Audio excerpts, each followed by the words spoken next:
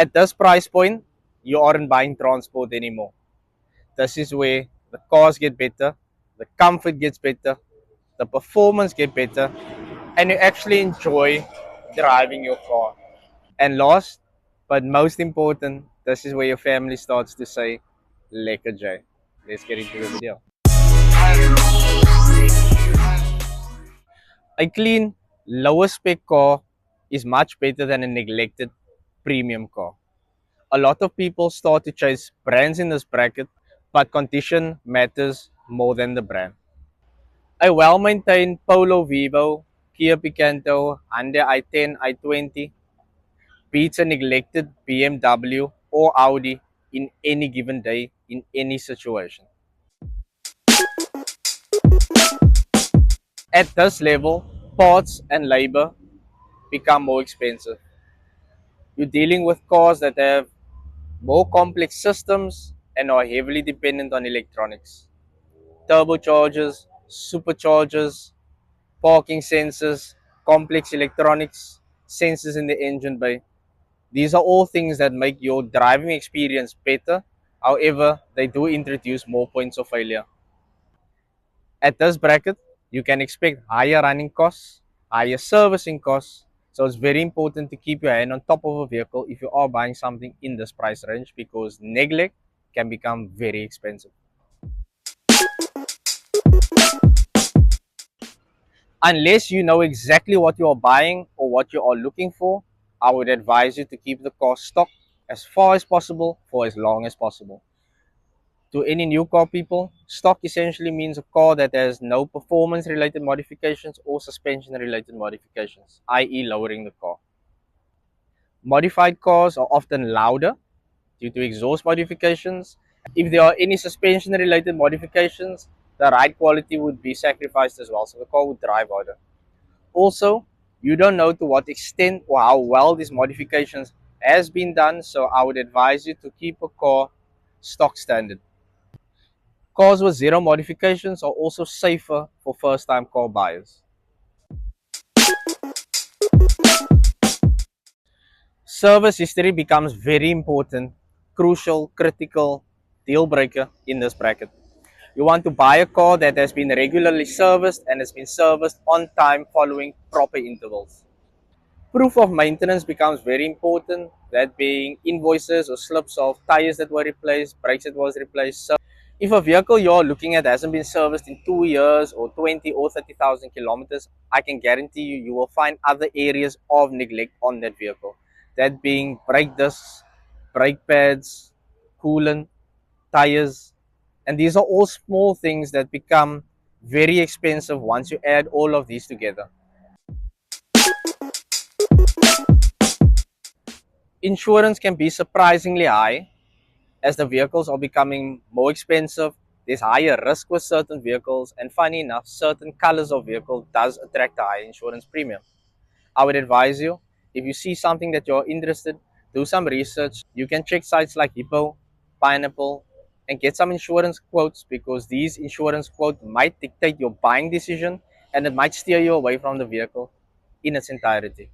So do your homework first. If you guys have enjoyed the video thus far, don't forget to hit me a comment down in the comment section below. Let me know what your thoughts are. And don't forget to check out the other videos in the series where we checked out brackets between 0 to 50,000 and 50,000 to 150,000. Last but most importantly, we are on the journey to 2,000 subscribers. We are about 350 subscribers away at current time of recording. So don't forget to subscribe to the channel. It helps the channel grow.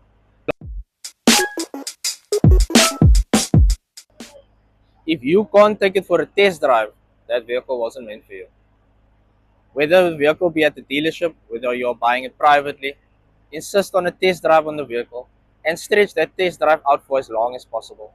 Don't just go around the block. Do a 120 test on the car, ask the seller if you can take it on the highway, and get the proper feel for the vehicle that you are driving in. Let it idle for a considerable amount of time when you start it and when you are done with the test drive, and listen for any funny noises coming from the suspension, whether it be from the brakes. Open the bonnet, listen to the car while it's idling, because you don't want the issue with that car the moment you take it off. So take your time with the test drive because this is as close to owning the car prior to you paying someone.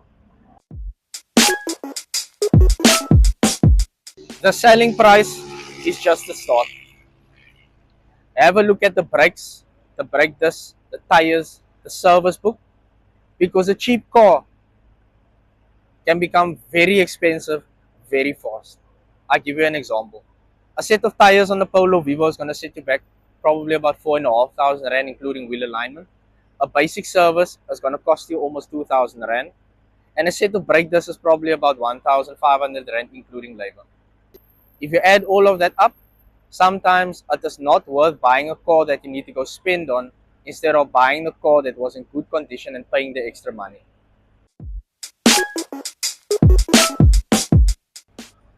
Don't just buy something that's exciting.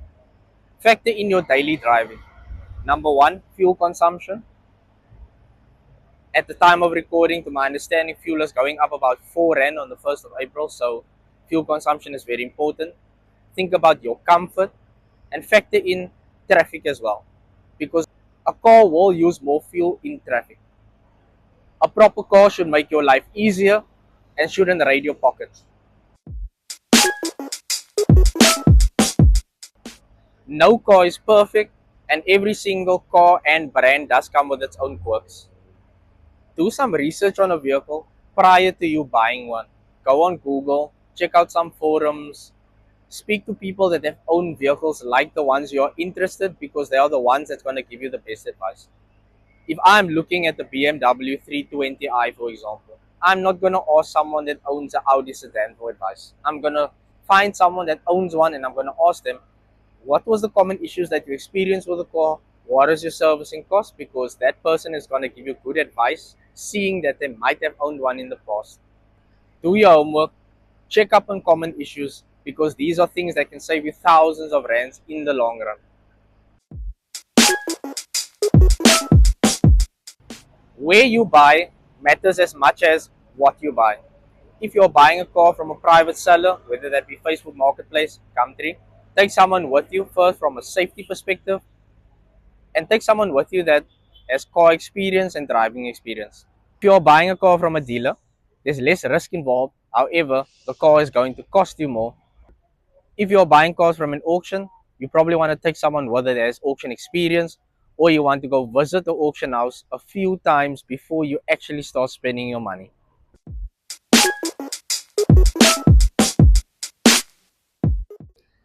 Anything I would say above 150,000 Rand, this is where car buying becomes exciting. So don't just buy anything because you need a vehicle.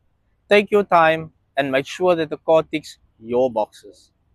If you enjoyed the video, let me know your thoughts down in the comment section, and let me know if you had a budget of 150 to 250,000 Rand, what would you personally buy?